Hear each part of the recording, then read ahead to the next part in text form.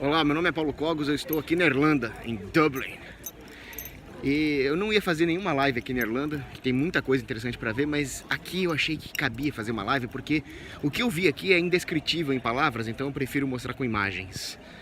Eu estou aqui no Trinity College, a mais antiga universidade da Irlanda, para mostrar o que está acontecendo com a arquitetura.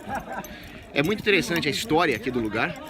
Fiquei praticamente a manhã inteira aprendendo. E aqui é onde está também o livro de Kells. O livro de Kells é um manuscrito feito por monges em Iona, no mosteiro de Iona, que contém os 4 evangelhos. É impressionante. O pessoal fala que não existia arte na Idade Média, ou que a arte medieval era ruim, que depois, na Renascença, que a arte ficou boa.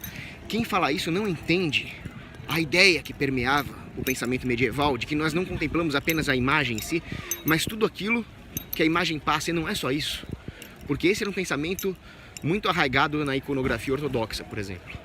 Mas aqui, o trabalho de arte que os escribas, que os monges copistas faziam ali, é impressionante. O nível de detalhe, a semiótica presente ali naquele trabalho, eu recomendo fortemente que vocês visitem o livro de Kells.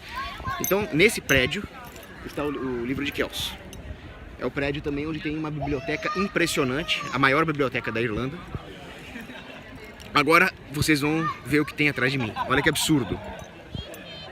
O que é isso? Se chegasse um ET, ia pensar que aquilo foi feito por uma civilização primitiva. Na verdade foi, porque nós nos tornamos uma civilização primitiva ao abandonar todo o legado que veio da Idade Média. A Irlanda foi construída assim. A Irlanda também é conhecida como a terra dos monges e santos, porque foi assim que ela foi construída. Quando o primeiro bispo chegou aqui, Paládios, foi no século V, quando o Papa Celestino decidiu que já havia cristão suficiente para mandar um bispo, muitos monastérios foram fundados. E em torno dessas comunidades monásticas, a civilização irlandesa se desenvolveu, incorporou elementos pagãos, elementos celtas, que de nenhuma forma foram anulados. Pelo contrário, criou-se uma identidade cristã muito peculiar aqui na Irlanda. Agora eu vou mostrar uma coisa para vocês. Aqui nós temos uma library, né? Uma biblioteca modernosa, estilo neobrutalista dos anos 60, uma coisa grotesca. Parece uma construção de algum filme de distopia futurista. E aqui, bem do lado, nós temos esse edifício lindo, estilo veneziano, onde era para ter um museu de história natural. Então vocês veem como que os diferentes estilos arquitetônicos esteticamente agradáveis conseguem se conformar à função do prédio de uma maneira magistral. Vocês veem um certo elemento bucólico nos ornamentos que tem ali, a própria cor verde ressalta isso, mostrando que seria um museu de história natural, arraigado à terra.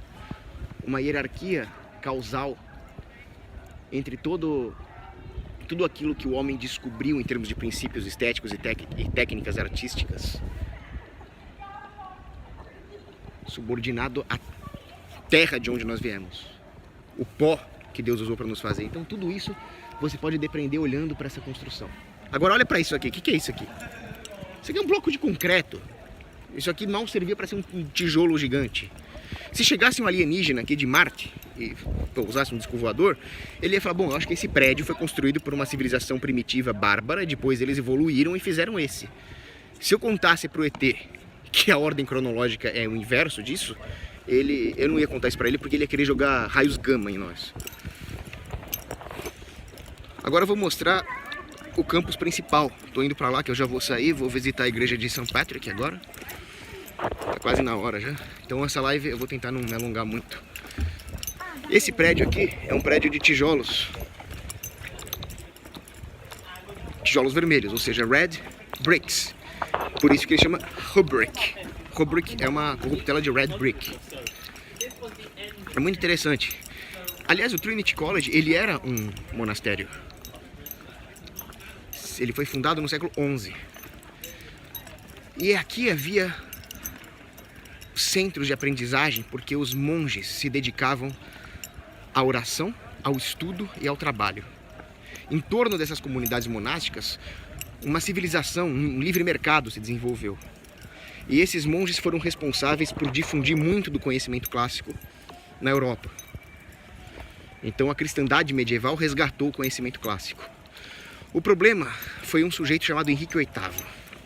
O problema também era que a Inglaterra dominou a Irlanda pela força.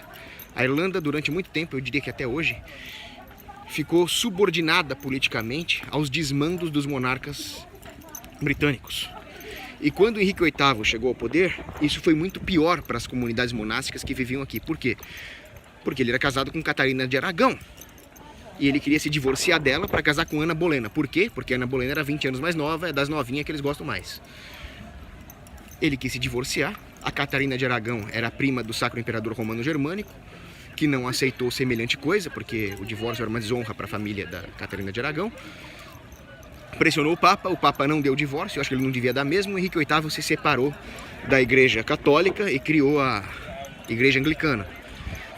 Com isso, ele atacou todas as comunidades monásticas da Irlanda e da Inglaterra. Roubou o ouro que havia lá. É um ladrão, como Hitler fez com os judeus, era para roubar mesmo.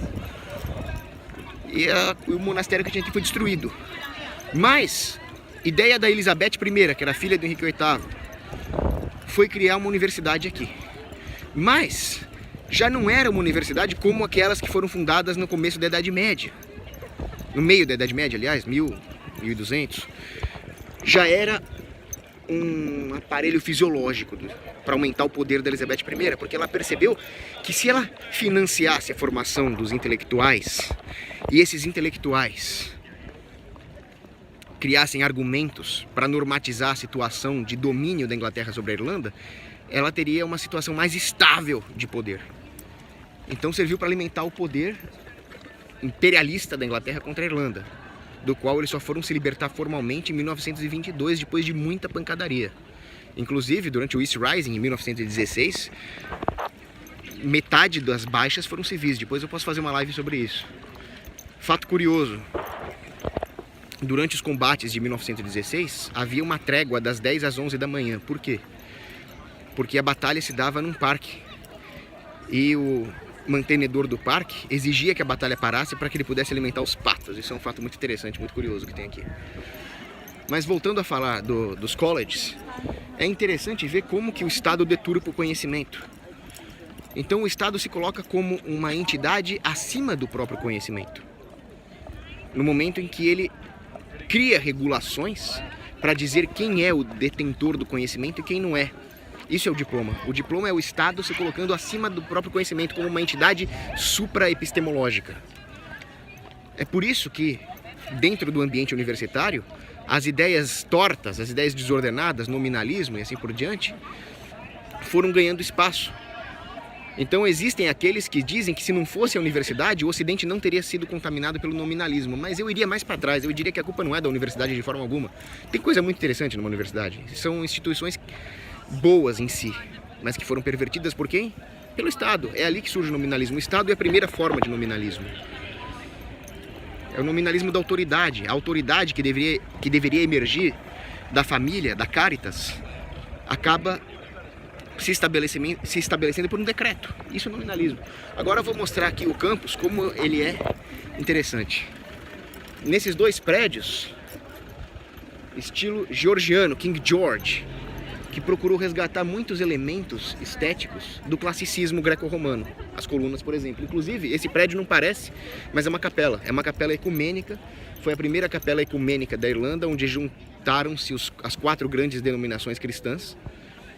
A Igreja Romana, a Igreja Católica Apostólica Romana, os metodistas, os presbiterianos, que eram minoritários, e o principal grupo protestante, que é a Igreja da Irlanda, The Church of Ireland. Ali, aquele prédio muito bonito ali atrás, eu vou chegar um pouco mais perto para mostrar, ele é em estilo neogótico. E ele abriga as 2 sociedades estudantis mais antigas. Por isso que eu gosto de tudo que é antigo. Porque o que é uma sociedade estudantil hoje? É coletivo feminista, é coletivo LGBT. Aqui não, era sociedade filosófica e sociedade histórica. Era estudo mesmo. Olha o estilo do prédio. E para terminar essa live, que eu tenho que ir embora, eu vou mostrar a construção que mais me chamou a atenção de todas, pela semiótica que existe nela. O campanário. Este é o campanário da universidade, onde tocam os sinos para os exames e os sinos de missa religiosa. Então os estudantes brincam que são sempre sinos de exame. O exame do homem e o exame de Deus. Na primeira metade da estrutura existem arcos muito inspirados pelos estilos clássicos. Inclusive as faces que estão ali são de autores clássicos. Homero está ali, Sócrates está ali. Mais para cima existem 4 mulheres, muito bonitas inclusive. As esculturas são maravilhosas, que representam 4 grandes áreas de formação dos estudantes. As ciências naturais, a teologia, o direito e a medicina. Nossa, eu achei muito bonita a teologia ali, segurando a cruz e o livro, né? Existia um bispo, eu não me lembro o nome dele, que fala: a teologia é a parte da religião que exige brains. Mas você não precisa disso para amar a Deus, né? Você só precisa amar a Deus mesmo. E lá em cima tem... Mas é bom, ajuda, viu? E lá em cima... Porque como dizia Santo Agostinho, amar para conhecer e conhecer para amar. Bom, tô divagando muito. Lá em cima tem a cruz. Então, o que tudo isso mostra? Que os princípios clássicos, que formam a base da sociedade, e as ciências, tudo aponta para Deus. Eu achei isso muito bonito. Agora eu vou indo, talvez eu faça mais lives sobre a Irlanda. Tem muitos temas aqui, tem a grande fome, tem a destruição modernista que a Irlanda está sofrendo, tem a questão do imperialismo inglês, tem muito tema para fazer aqui. Depois vocês me falam se vocês gostaram, que talvez eu faça mais. E como não tem Anatel aqui, vocês repararam que a conexão é melhor aqui no Brasil? Abraço.